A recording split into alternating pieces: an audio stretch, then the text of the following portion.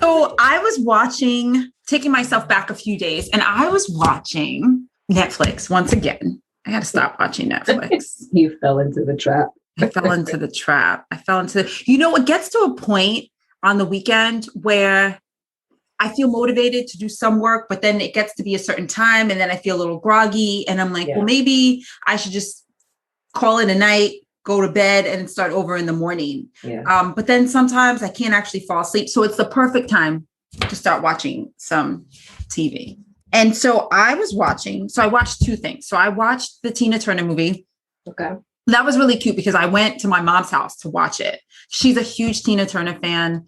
And I just thought, especially with COVID now, life is short. So, my mom doesn't live that far from me. And I just thought it would be a great thing for us to do. We're not comfortable going to the movie theater yet. So let's just sort of create our own night in. So I went to her house to watch Tina Turner movie.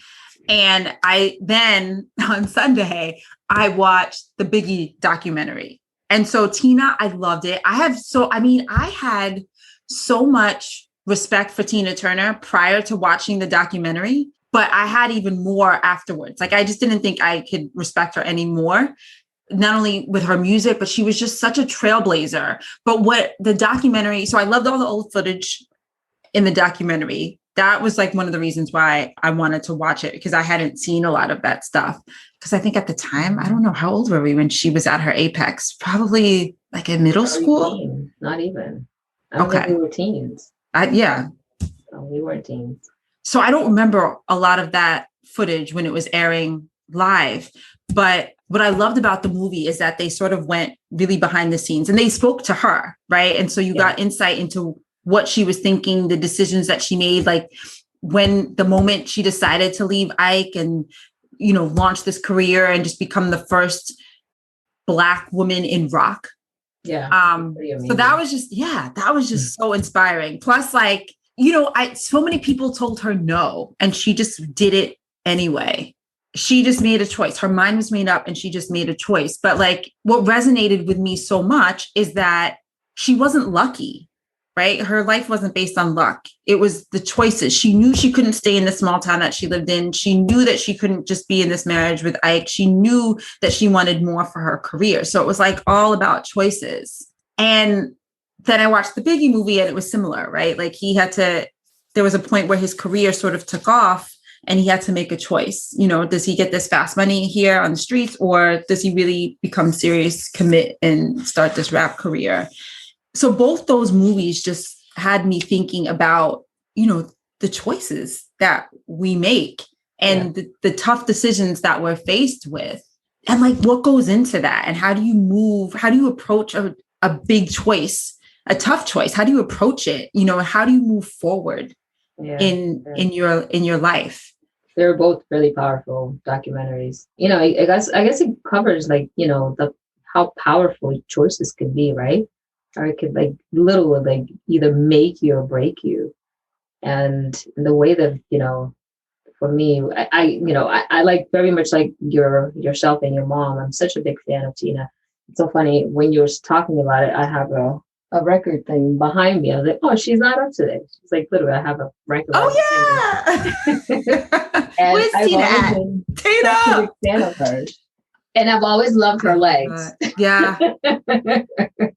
I love the sexy legs. I think she has the best legs ever. She does. I mean, yeah, because it was almost as though her body never changed.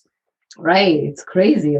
And I've always been inspired by her force. I think she's she's always such a powerful person. Yeah. Her performances were powerful, her music, everything about her. But I didn't obviously know. So I knew about the obvious marriage issue, but I didn't know a lot about her life, but I just silently always admired her presence, and to watch the documentary, I'm like, wow, the choices that she had to make. And very much so, like you said, the Biggie documentary, it's all about choices. It really sets your path. How do you make a choice and sit with it, right? And how do are you allowed to change your mind on choices that you make? Yeah. And I think you're making the right ones. Right. And I think, when we started this podcast, one of the things we talked about was that we're breaking the mold. Like there's just no one way to live life.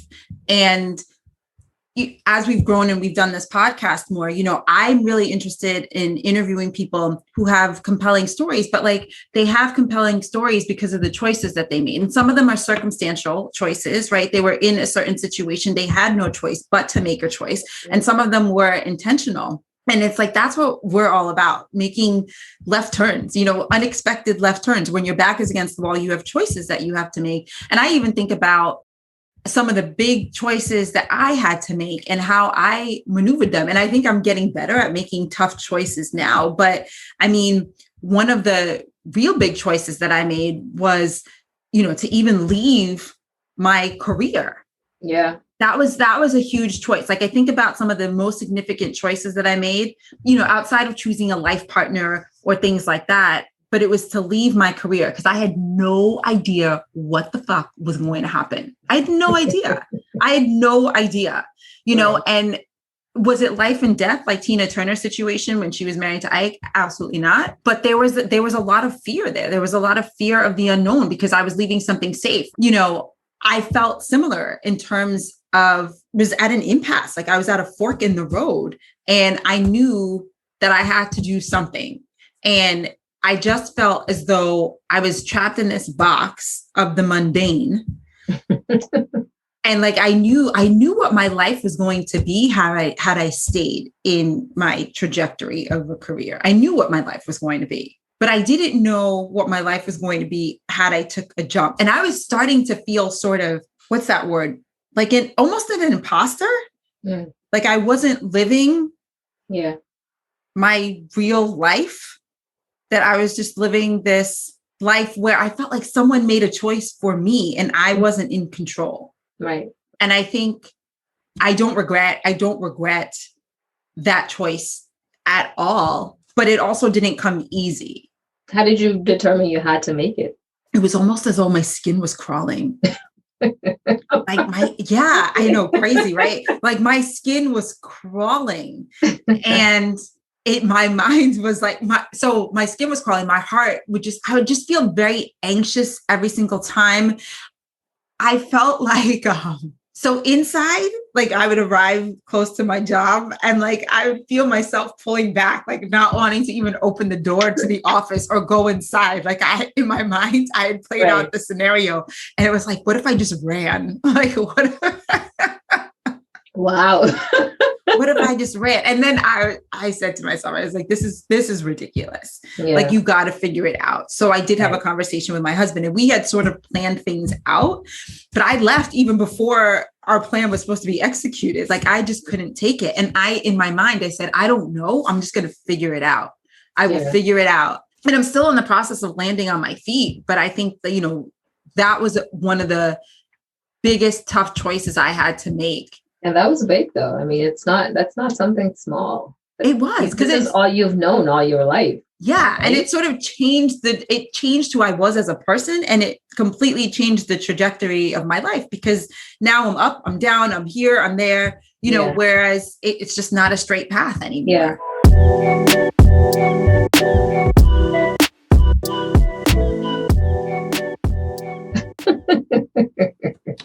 Let me ask you, I'm sure you're satisfied with the choice you made, would you say? Yeah. Would you make it again if you given the opportunity? Oh yeah, I would. Someone said something like, I don't even know who it is, but it's easier to live with making a bad choice than it is to live with regret. And I think that was the fork in the road with me. Are you just going to continue to stay on this path and then potentially feel remorseful the further down this path you go? Or are you okay with sort of taking a risk, potentially making a bad choice and fixing it if it doesn't work out? Right. And I was like, I'll just fix it. I don't know what's going to happen, but I'll just fix it. I got it. I have to. You're you like, my know. skin's crawling too much. I can't handle this. Yeah, yeah, it's right. So my body, I started having visceral reactions. My body started reacting to it. I started becoming stressed out. I had gotten shingles. It was just, my body was just speaking for me. My body was sort of shaking my head and being like, Right. hey, look, you got to do something. Otherwise, you're going to be insane. You're going to go insane. So that was one of my first big choices that I had to make. Perspective. I'm sure people have had a lot tougher choices. I know people have had tougher choices, and I've probably had tougher choices later on that I had to make. But that was like the first tough choice. That's the first thing that comes to mind. Yeah, that is. What about you? For me, I've had a few, but I think very much like you, it was either sticking to my corporate career or choosing my kids. That was, mind you, I didn't have that same experience where my skin was crawling and I hated. I know it sounds so bad. No, but like you said, it was your body reacting to your reality and it wasn't fitting anymore. Mine wasn't very much like that. Mine was more like, I enjoyed what I did. It was fun. It was more like, do I want to invest my time and my life in this, or do I want to invest in my kids? You know what I mean? Because investing in, at my corporate job at the time was going to literally like take all the time away from me being like a mom, which I made a choice to do. You know what I mean? Yeah. I was literally going to be at work and pay someone to raise my kids. Yeah. So I think for me, it was very tough to let go of that because that was who I was at the time, and I enjoyed every bit of it. And I felt like I lost a lot of my identity by letting that go. And I just had to kind of fit into this new role that I had chosen as a mom and figure that out. And granted, it was obviously my choice, but with that, I lost my identity for a very long time. Everything became Ellie the mom. Yeah. You know what I mean? Yeah. So, again, it was like, I chose to give it up and I picked up a different hat and I put that on. And it was like, well, is this who you going to be? Is this who you want to be forever? I'm going to be that forever, but do you want to be something aside from that? And for the longest time, there was nothing else there. It was just like Ellie the mom, Yeah. So that was the toughest for me, losing what I had invested so much in for a long time and had become my person, to kind of just go from that to just a blank slate. Yeah. It sounds like you wanted to do it, right? Yeah. But that it was also to some extent circumstantial. Right. Right. Because it's like, okay, well, I can't stop being a mom right now. So now I have to, right. And that's the other part of choices is sometimes you have to consider the impact your choice will have on other people. Yeah. Right. And sometimes that could sort of be an additional pressure or a burden on yourself, especially when people are relying on you. Yeah. And like I said, I chose to become a mom. So it was like, and I knew that's very important, right? What I was going to invest in on my kids is priceless. And I couldn't fail at that. Yeah. Yeah. So I think that was probably one of my hardest choice. And it cost me my identity. And that's why I say to you, that's probably one of the hardest things I had to do. Yeah. Do you feel like you're getting your identity back? Yeah, I do. I think slowly I am stepping away from, I don't know, it's because they're getting a little older. Yeah.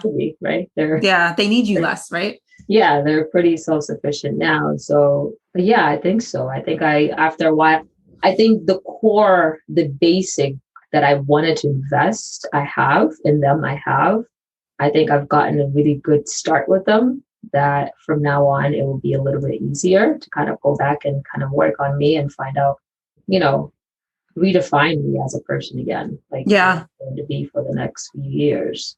But I'm really happy with the choice that I made on the other side, because like I said, I set some really core grounds with them that will determine, I can see that will make them great human beings, which to me is far more important than anything else. But Yeah. So it sounds like for you, it was worth it in the end, just because of the time that you were, it allowed you to invest in them. Yeah. Yeah. It was definitely, in the end, it was definitely, yeah, it's worth it. I can see that now. But at the time I was like, no, it's like, I know. what are we doing? I know. And I think that's a good point, because you may make the best choice, but it doesn't mean that 100% of the time you feel good about it. Right. Yeah. No, absolutely. Right. Like ultimately it was the best choice. Ultimately, yeah, it played out to be the best thing. Yes. But there are days where even if you've made the right choice, not every day is going to be rainbows and unicorns because you made the best choice. Right. I can only say that now, that it was a good choice. Right. Yeah. And like you said, at the time, I didn't know I was like, am I really doing this? Like, should I really carry on? Should I really, continue with this thing? Yeah. And I was like, it made sense to do at the, at that moment. I was like, well, but then I had, like I said, I had to sacrifice the person that I was. Yeah. And it didn't sit well with me for the longest time. And I didn't really voice it either. Yeah. I think that was the other thing about it. I just took it. Yeah. I just took it. I just went on with it. It was a thing that I didn't even talk about it with anyone. Yeah. You sucked it up. You just sucked it up. I was like, I signed up for this. This is what I'm doing. And that's that. I don't know if that was healthy to do or not, but yeah, maybe not. But I did it. Are you the kind of person in general? Like now, do you think that you sort of talk to people more about your choices just to maybe, have someone as a sounding board? Or do you still very much feel like when you make choices, it's sort of in isolation and that you don't talk about it? No, I think I've gotten better over the years. I think I know I'm You're like, today's a fucking Tuesday. I know. Like, this is a choice that I made, but it's still a fucking Tuesday. I think I have, when I make a choice, I like to sit with it. I like to rationale with the choice by myself. I'm not quick to voice it. I'm not quick to ask for opinions. I'm not, only if you're in it. You know what I mean? Like if you're part of the choice. Right. If you're part of the choice, sure. But otherwise, I just troop it out. I like to just troop it out and do it. And I don't know. I can't explain why I do it. Yeah. But it just sits better with me that way. And then, but as of lately, I must say that I don't think I'm the same person that I was obviously back then, but I find myself talking about some choices a lot more. Yeah. I guess I digest it. It feels good to do that too. I don't dislike it. Yeah. Yeah. But my initial reaction is to sit with my choices on my own. Yeah. And for me, it depends. Like it depends if it's a head choice or a heart choice. So if it's a head choice, oftentimes I will bring in someone who I think is more logical than me if it's a head choice, right? Like if it's something that needs to be written down on paper, like you have to sort of weigh the pros and the cons. You might need you need a balance. Then I will consult someone who I think is sort of the opposite of what I am. Someone who can make a cool, calm, collected decision. It may not mean that I would take their advice to help make my choice, but I do like to hear what they have to say. Yeah. I want to hear what they have to contribute. If it's a heart choice, and I don't know, this might have to be something that I have to work on. If it's a heart choice, I'm all in it. I'm impulsive and I just do it and think about the consequences later. So much like the decision to leave my career, that was a heart choice. It probably should have been a head choice. It started off as a head choice, but it ended up being a heart choice. Because my heart was breaking. No, I mean, there were aspects of it that I did love, but ultimately, it became a heart choice. I was just emotionally involved. I just didn't like where my soul was sort of being crushed. So if it's a soul crushing type of choice that I have to make, then I'm most likely just going to make it on impulse based on my intuition. But if it's a head choice, I'll try to consult someone. Yeah. Except my soul. Yeah. Or like, so like even, I'm getting deep lately. But that's how I can describe it now. At the time, I didn't know. I was like, why am I feeling like it's all twitchy? Like, what is happening? And it was my soul that was being crushed. Oh, what? It was my soul. The soul tickle? The soul, what is that? It wasn't even a tickle. The soul was just expanding. And it was like, let me out of this box. Gotcha. There's a visual for you. Free me. There's a visual for you. Let me out. I know, right? What a visual.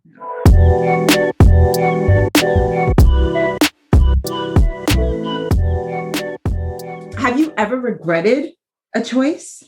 Have you? I think there are things that I wish I had said to people, but I don't know if that's really considered a choice.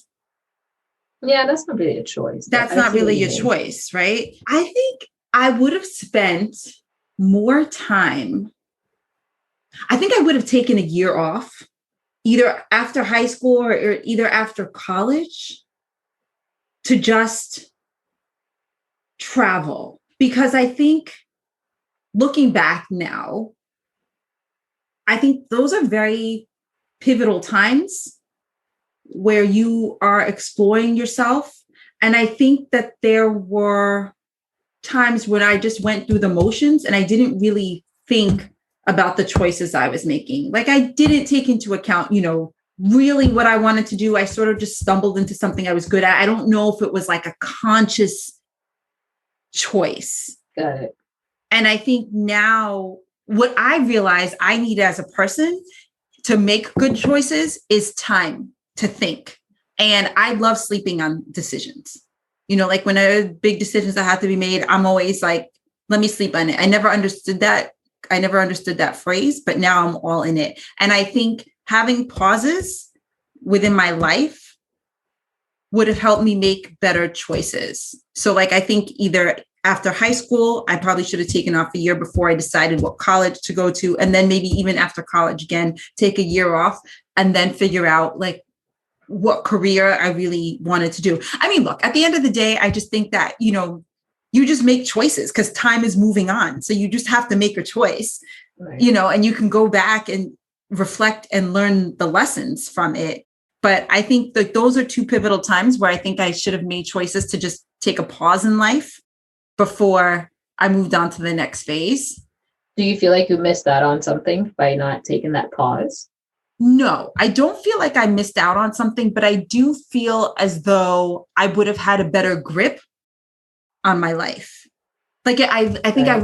I think I would have lived my life during that phase. And maybe it's hard in that age group, but I think I would have lived my life with more intention.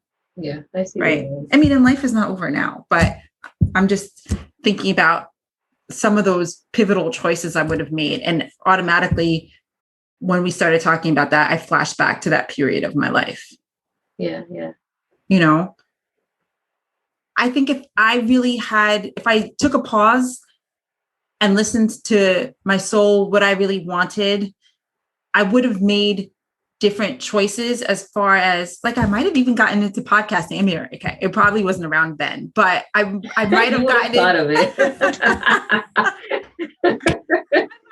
into that, a little bit earlier. Had I realized all the choices, all the career choices and all the different things I could have actually become. But instead, here I am now in my 40s reinventing myself, which, timing is everything. So maybe this is all unfolding the way it was supposed to be. Absolutely. I mean, look at Tina. Didn't she have she was in her 40s. 40s. She was. When she decided to become the rock star of the world. Right. Yeah. So that is reinventing yourself. I had no idea that happened so late in her life. Neither did I. I know everyone seemed old for us at the time. I know. That's the thing. I was like, wow, she was in her 40s. I know. We're there. Yeah, that was very inspiring. I have to say that was very inspiring. You want to start a rock band? I know. Maybe we should. I don't have any talent though. I can't play an instrument and I can't sing. So I could be Milli Vanilli and lip sync. What? Girl, it's true. Oh wait, no, I'm supposed to be lip singing. I forgot about those two. I used to love me, really, really. Love them. I know. I was so disappointed. I was so disappointed Yeah. when they turned out to be a sham. So disappointed. Oof. So when I was younger, I wanted to be, I love Air Force. I wanted to go into the Air Force. And I wanted to become an Air Force pilot, but I never did it. That is one thing I've regretted not having done. You would have been so good at it too. Is that making you feel better or worse? Worse. I was like, wait a minute. Not helping. Not helping. But yeah, so I never did that. And I didn't do that because of my mom. I was her at the time, I was the only child. And she was like, you're a girl. She was afraid. And it was like all of that guilt, that mom guilt type of feeling that she laid on me. And I didn't do it. But it was one of the things that I think I should have done for sure. I wonder where you would be right now if you had gone through with that. You're like, I think about that all the time. That would have been, and it's so funny. Sometimes I think about it and I don't dwell on it, but yeah, every so often it would just pop in my head. It was like, wow, I could be stationed anywhere around the world, which I love. I love that idea of, being all around. And I was like, who would I be today? Now, you know what I mean? Yeah. Like, where would I be? I know. But I have met. Like, I just, the thought of it is like, wow. But yeah, that's my one regret. But I think that you bring up a good point, right? Because what goes into our decision-making process when we're deciding, or, what goes into, what do we think about? Like, what are the variables that we're thinking about when we're making choices? And I think your relationships with other people, the influence, the level of influence they have on your life, is all part of it. And I think, even going back to those movies, there were so many people who were in their ears about what they thought that person should do, right? And I think we talked about this in an earlier episode with Quentin, when we talked about other people projecting their fears, their fear insecurities on you, their desires on you. And I think that that's a really good point, right? So how much of a role do we let other people play in making choices for us? For us, yeah. We give people a lot of power, to be honest with you. We do. We do. And then we always end up resenting them when it was still our choice. Right. Yeah. It was our choice to make, but we let them make for us. Yeah. But it doesn't feel like it at the time. No. Especially when you're young. You're very influential. When you're young, it makes no sense. That's sure. Yeah. But I mean, if it's something that you really liked, that you really wanted, it's something I can see that in other young people nowadays, that is like, that's what I want. That's just what I'm going for, regardless. I don't know if times have changed, obviously, what I mean? I think that has a lot to do with it as well. The me today, send me back like that, back to that time. Like, no, I would have gone for it. I'm going to be a pilot. God damn it. Yes, I'm going for it. But it's interesting, the power that we put in people, that we give people. Yeah. To kind of control the choices that we end up making, or not.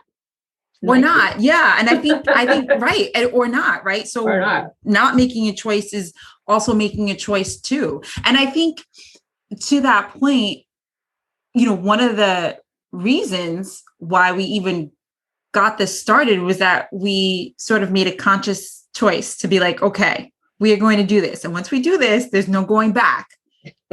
Right. But we spent a lot of time preparing. Yeah. And sometimes preparation is a form of inaction. To just make a choice or make a decision to do something. So, it does help if you have sort of a support, but, for folks who don't, I mean, I always have to take time for myself and step away from people.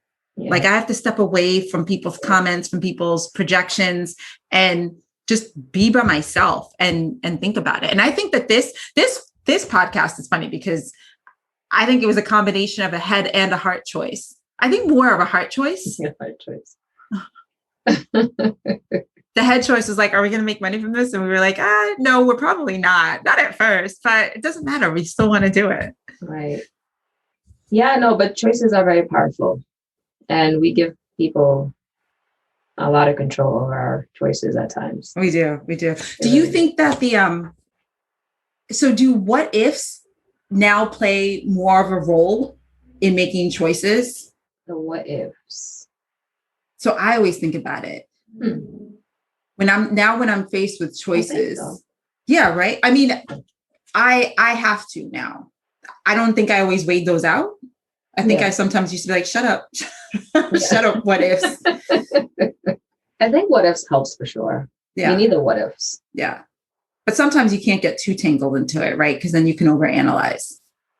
Overthink it. You're like, yes, absolutely. All the time. I'm the overthinker, right? I know. That's why my silence. I was like, all the time. My excuse is I overthink because I overlove. My last thoughts on this sort of choices is that, right, like make time to make the decisions, like sleep on it, space yourself out, like get away from people, get away from distractions, talk it through, right? Depending on what choice it is, it might help some people, especially if you like maybe push yourself, right, to like make a decision that's not in a silo, and find someone who thinks the opposite of you. Yeah, that's always helpful. Right. Like you want to be too logical either. Yeah. That's a good one. Yeah. And then I feel like test it out. You could always change your mind again. You can always go back and you can always make another choice. Yeah. That's the beauty of it. It's all beautiful. Would you say it's all beautiful? I said it's all beautiful. It's all beautiful. But you have to choose, right? Like choices are there. Like you have to move forward with life. So you can't stay at the fork in the road forever. And don't let people have too much power over your choices. Yeah. Especially if it's something that you really have your heart set to. You know what I mean? If you know it's something that's really, that you want and love, I don't think you should give someone too much power over it. Yeah. Like Marisa said, you can always fix it if it doesn't work out. Yeah. That's my new philosophy. I would have done it today. Because here I am fixing it today anyway. So listen, what's the difference? we can still sign you up for pilot classes. It is not too late. You can go fly that plane. Nobody wants my old joints anymore. Okay, you'll be the oldest pilot. You can make history. That's hilarious. Thanks for tuning in to another episode of Lifing It. Please visit us on Instagram at Lifing It Podcast for links to earlier episodes, or check us out on YouTube at Lifing It Podcast.